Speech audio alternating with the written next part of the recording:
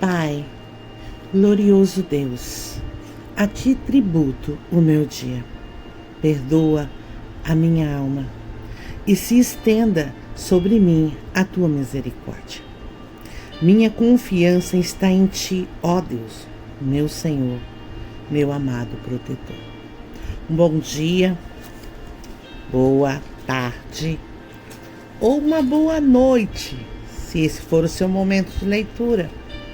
Estamos no nosso segundo áudio do capítulo 6 do livro de Como Ter um Coração de Maria no Mundo de Marta, de Joanna Weaver. Estamos no sexto capítulo, que traz por título O Serviço da Cozinha. Vamos lá? A Patrulha da Cozinha de Deus.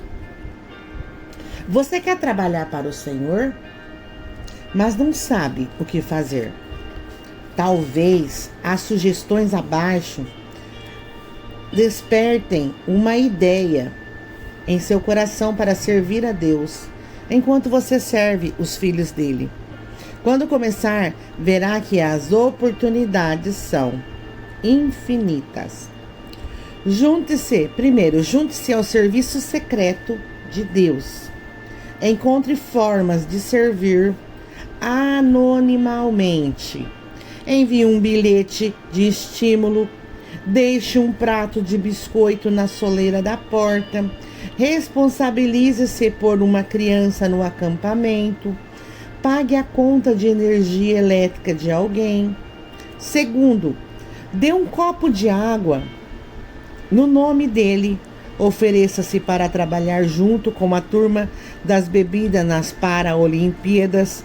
Distribua picolés no parque em dias quentes. Monte uma banca de refresco para os viajantes sedentos perto de uma parada de ônibus. Terceiro, procure pela virtude que há em você. Deus sempre coloca uma pessoa necessitada em nossas vidas para que o servamos.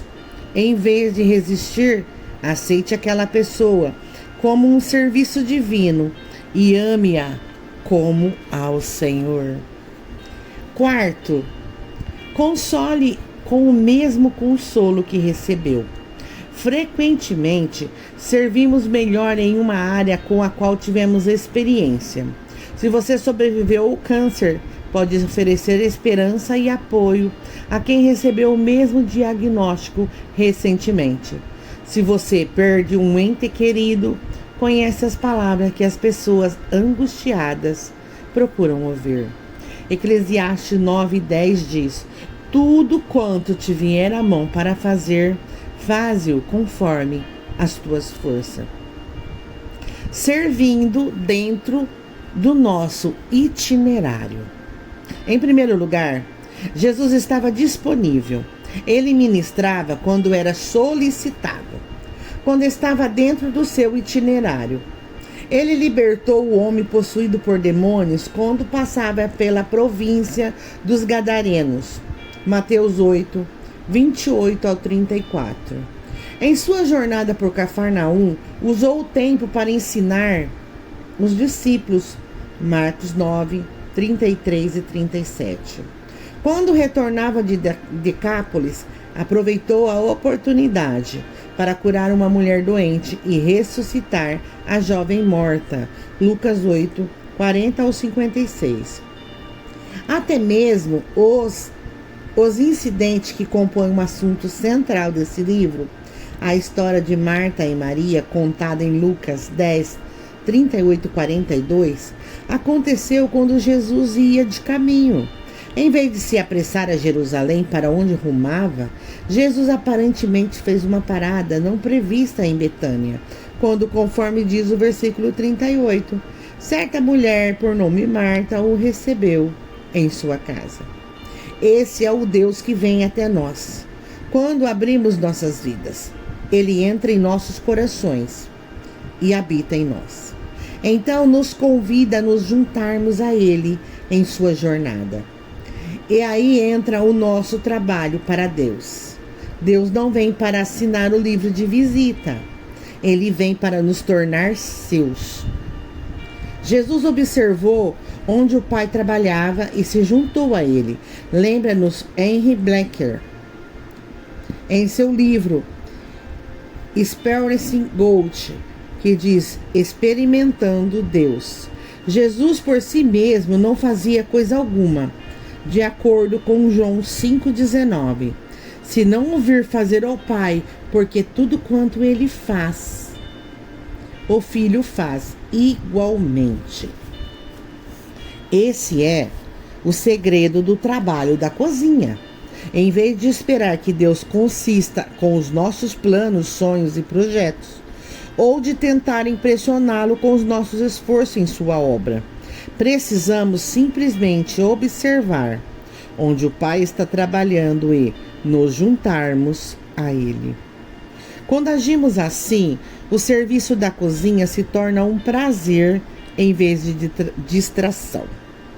Torna-se um fluxo natural do nosso relacionamento com Deus, em vez de uma obrigação. Há mais que nos mantém afastado do que realmente queremos fazer. Quando ministramos em nosso itinerário, todo dia pode ser uma aventura. Nunca vou me esquecer de uma ocasião no inverno, quando voltava para casa após a despedida de um jovem pastor. Ao atravessarmos o leste do estado de Montana, encontramos um desvio que nos tirou da estrada rural e nos levou para uma rodovia suja e cheia de neve, quilômetro após quilômetro. Nosso carro era o único veículo na vasta planície de Montana, com apenas uma cerca de arame farpado para delinear o caminho. Acho que estamos perdidos, eu disse. Não estamos perdidos, John retrucou. Voltem a dormir. Como esposa obediente que sou, atendi ao pedido. Não sei a distância que percorremos, mas acordei quando o carro diminuiu a velocidade e entrou em uma pista de rolamento. A única pista que, segundo eu soube depois, John havia visto nos últimos 80 quilômetros. Estamos perdidos, ele admitiu, mas não completamente perdidos. O velho homem que veio ao nosso encontro pareceu um pouco desapontado quando John saiu do carro. Era o aniversário dele e esperava que o carro visto na pista fosse o do seu filho, vindo de Minnesota para visitá-lo. Mas o homem pareceu se animar quando conversamos um pouco e lhe demos um presente de aniversário, um bichinho de pelúcia que comprei na viagem. Havia uma lágrima em seus olhos, mas um sorriso em sua face, quando ele apertou a mão de John e mostrou o caminho para a estrada principal. Creio que, quando estamos dispostos a servir como Jesus, enquanto estamos no nosso itinerário, compromissos divinos como esses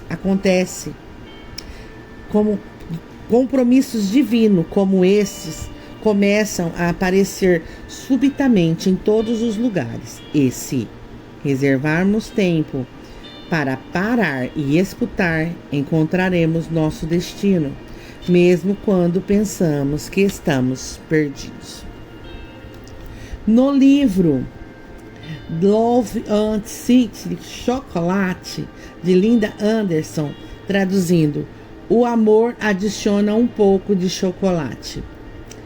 Ela relata, a obrigação pode ser um embrulho adequado para o almoço, mas o amor pode resolver incluir um pequeno bilhete de amor lá dentro.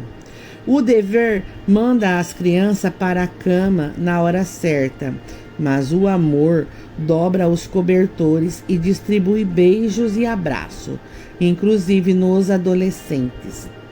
O dever fica ofendido quando não é atendido prontamente, mas o amor aprende a sorrir e produz a alegria de desempenhar as tarefas prontamente.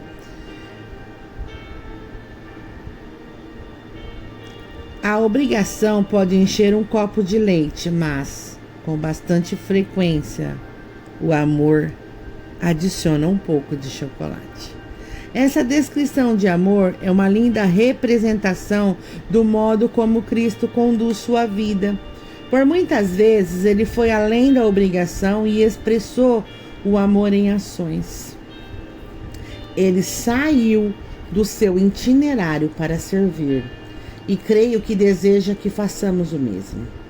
Jesus devia estar exausto naquela noite que vemos resumida em Mateus 14 há muito tempo. Durante todo o dia, as multidões o pressionavam com suas necessidades. E Jesus deve ter realizado outros milagres nessas ocasiões. Por que não dar asas ao pensamento e imaginar os olhos cintilantes de uma garotinha aleijada ao dar o seu primeiro passo? Ou então ouvir o brando de alegria da multidão ao contemplar o milagre? Ou quem sabe, ver o homem de idade avançada agradecer a Jesus por tê-lo feito enxergar. Foi por esse real motivo que ele veio, para restaurar os contritos de coração e proclamar liberdade aos cativos. Isaías 61:1. Mas quem restauraria o coração contrito de Jesus? Seu primo João fora executado havia apenas alguns dias e Jesus estava aflito. A cidade de Tiberíades brilhou naquela noite na Galileia. Tochas clareavam o prematuro anoitecer, iluminando o palácio do rei Herodes. Jesus soube que dentro dos seus muros havia uma bandeja com a cabeça do seu querido amigo. Agora, com a chegada da noite, Jesus queria estar sozinho. Ele precisava ficar sozinho. Apenas o Pai poderia consolar sua tristeza esmagadora e suavizar o seu cansaço. Lá está ele! Vozes ecoaram pelas águas, enquanto a multidão se acercava do lago. Os discípulos suspiraram. Eles haviam visto a dor nos olhos do seu mestre e, de alguma forma, também estavam esgotados por causa das exigências do dia. Certamente mereciam um pouco de descanso. Vamos mandá-los embora? Um dos discípulos sugeriu a Jesus, mas Jesus disse não. Em vez de mandar a multidão embora, Jesus foi possuído de íntima compaixão para com ela e curou seus enfermos. Mateus 14:14. Ele sobrepujou sua própria necessidade e amou aquelas pessoas. Fez o que pôde para ajudá-las e, como se não fosse o bastante, providenciou um jantar para o povo faminto, peixe e pão para 5.000. A palavra usada por Mateus para compaixão nesta passagem é esprachosomai. Significa que Jesus não atendeu o povo por obrigação. Ele os serviu porque sentiu sua aflição. Tão profunda e intensa era sua compaixão. Sua espratosomaia, que Jesus literalmente sentiu em suas entranhas. Ele deixou de lado sua ferida para que pudesse assimilar a dor do povo. Deixou de lado seus desejos para se tornar o único desejo da multidão. Abandonou sua agenda para que pudesse atender todas as necessidades daquelas pessoas. Essa é a essência do ministério que sai do itinerário. Significa colocar de lado o seu eu e atingir a verdadeira compaixão. Servindo de todas as formas. Quando você realmente é uma serva fiel, a posição ou o cargo são secundário. Você está disposta a fazer tudo o que tem que ser feito. Jesus não teve um escritório luxuoso no lado oriental de Jerusalém, com uma placa de metal na porta com a inscrição Messias. Não teve um campo de muitos acres para estabelecer seu ministério. Ele ministrava enquanto caminhava, dentro do seu itinerário, fora do seu itinerário, de todas as formas. Acho que isso é uma coisa importante para ser observada quando falamos do serviço da cozinha, especialmente nessa época de estudo motivacionais dos talentos. As últimas 2 décadas trouxeram uma onda de livros, seminário e outras oportunidades educacionais voltadas para nos despertar quanto aos nossos talentos naturais e espirituais. Essas ofertas que variam do clássico, descobrindo seus dons espirituais, reescrita por Wagner, que traz questionários modificados, tem ajudado milhares de cristãos a se conscientizarem dos dons especiais concedidos por Deus para a edificação da igreja. O propósito de tais contribuições era o de preparar os santos para a obra do ministério. O princípio era claro: trabalhar com os talentos dados por Deus.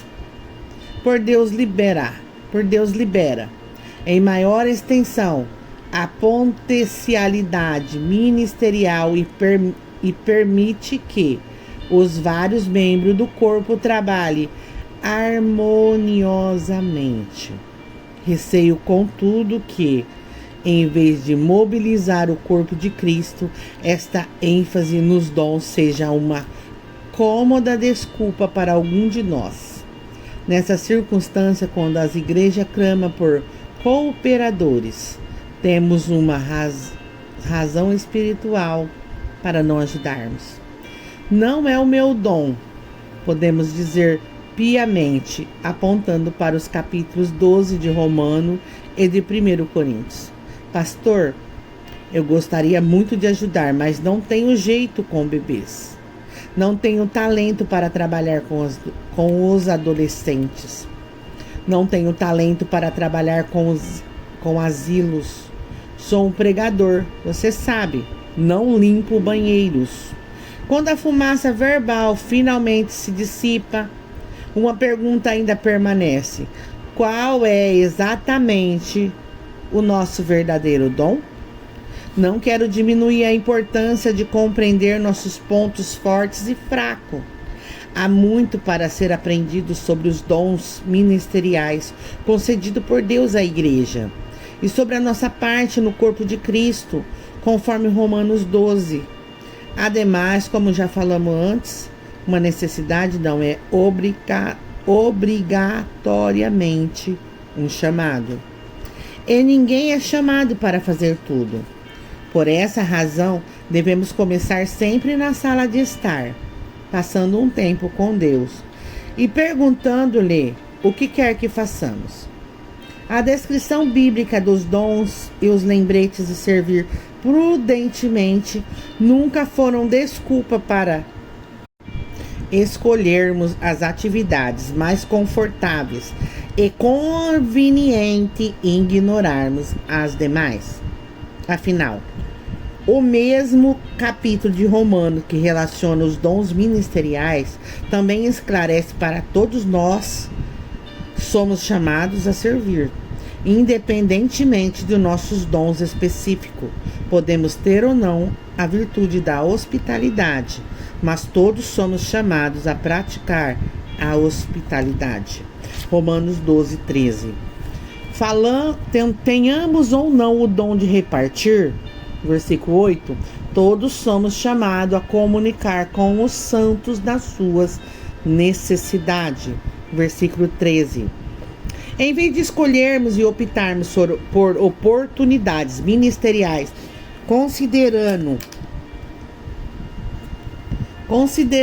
unicamente e optamos, começamos de novo. Em vez de escolhermos e optarmos por oportunidades ministerial, considerando unicamente nossos talentos e interesse, escreve Jack Owen em Jornal Diário de Discipulado de 87. somos instruídos a nos entregar inteiramente à obra do Senhor. Foi o que nosso Salvador fez. Ele ministrava em todos os lugares por onde passava, e de todas as formas. Parou para conversar com a mulher solitária, contou história às crianças e assou peixe para os discípulos. Jantou com os publicanos e pecadores. Até mesmo chamou um deles para descer do seu esconderijo em uma árvore, com o fim de compartilharem da comunhão. Koinonia. Em vez de guardar sua vida, Jesus a entregou. E Ele nos chama para fazer o mesmo. Quando nós entregamos para sermos usados por Deus, não temos sempre que escolher a ocasião, o método ou o lugar de servir. De fato, algumas vezes nos encontramos não fazendo nada, a não ser orar e esperar pela orientação de Deus. Ele também serve a quem está apenas parado e a esperar. Escreveu uma vez o grande poeta inglês John Milton, frustrado pelas limitações da cegueira. Milton lutou contra sentimentos de inferioridade, sentimentos que o impedia de ser usado por Deus. No entanto, o poeta descobriu que a chave não está em nossas ações, mas em nossa receptividade de ouvir a voz de Deus e em nossa disposição para sermos usados de todas as formas apresentadas por Ele. Quando entregamos a Deus a nossa disposição para servir, Ele sempre nos mostra algo que podemos fazer. E essa tarefa sempre terá algo a ver com o amor. Amor, compaixão e poder. O amor de Deus resultará naturalmente em compaixão pelas pessoas. Não podemos amar ao Pai sem amar seus filhos também, mesmo quando não são dignos de amor. Em sua linda obra Amor Além da Razão, John Ortberg nos conta a história de Pandy, a boneca de pano de sua irmã. Ela já tinha perdido uma boa parte do cabelo, um dos braços genericamente falando,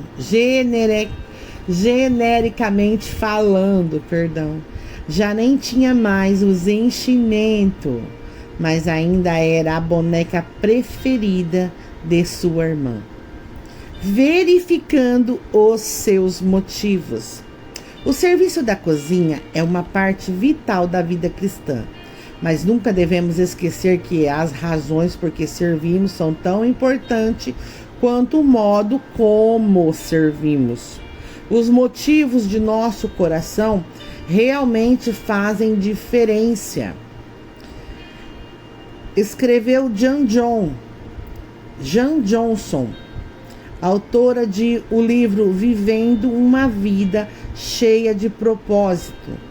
Sugere uma série de perguntas úteis que podem nos ajudar a fazer o trabalho de Cristo com o coração de Cristo. Primeiro, estou servindo para impressionar alguém? Segundo, estou servindo para receber recompensas materiais?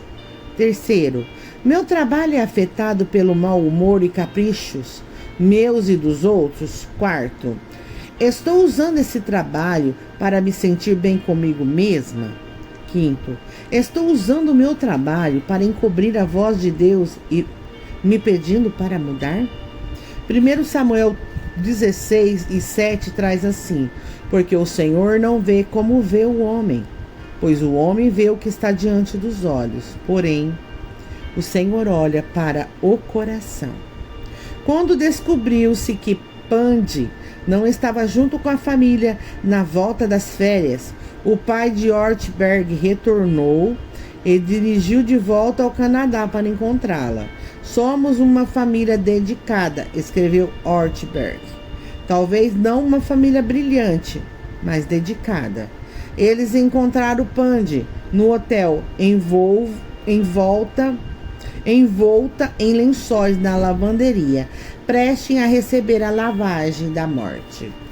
O que tornou Pande tão valiosa para aquela família não era sua beleza, era porque a irmãzinha de Ortberg a amava demais.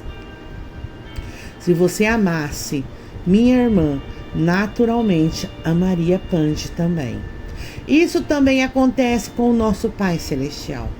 Como seus filhos, somos falhos e feridos, quebrados e às vezes prostrados. Todos nós somos bonecas de pano, diz Ortberg, mas somos as bonecas de pano de Deus. E Jesus esclareceu que servir a Deus também significa servir aos seus amados. Ame-me, ame minha boneca de pano, diz Deus, escreveu Ortberg em um pacote fechado. Creio que, por essa razão, em Atos 3, Pedro e João não puderam simplesmente passar pelo coxo sentado à porta do templo chamado Formosa. Quando olharam o homem feito uma boneca de pano, amarrotado, não viram um aleijado, mas um filho de Deus. Então eles o amaram, quiseram ajudar. Seu amor por Deus espalhou-se naturalmente em compaixão pelo necessitado. Mas, em vez de oferecer dinheiro ao homem, eles lhe deram algo ainda mais precioso. Algo que todos nós devemos lembrar quando realizamos um trabalho de caridade. Não tenho prata nem ouro, disse Pedro. Então, com todo o amor e poder do Espírito Santo, Pedro continua: mas o que eu tenho, isto te dou. Em nome de Jesus Cristo, o Nazareno, levanta e anda. Atos 3 e 6. Como você vê, a compaixão é apenas o início do que devemos oferecer às pessoas amadas por Jesus. Afinal, o mundo está cheio de obras de caridade, pessoas e fundações que dão dinheiro e tempo e fazem coisas louváveis em poder dos pobres. Sei que essa compaixão agrada o coração de Deus, mesmo quando provém de não cristão. No entanto, não era da caridade de Pedro que o coxo precisava naquele dia. Ele precisava de algo que não é encontrado dentro de bolsos e carteira, ou até mesmo na solidariedade das pessoas. Aquele homem precisava de cura, necessitava do poder de Deus para transformar sua vida. Poder foi exatamente o que ele recebeu. Pela autoridade do Espírito Santo, Pedro tomou o homem pela mão direita e o levantou. E logo seus pés e tornozelos se firmaram. E saltando ele, pôs-se em pé e andou e entrou com eles no templo, andando e saltando e louvando a Deus. Atos 3, 7 e 8.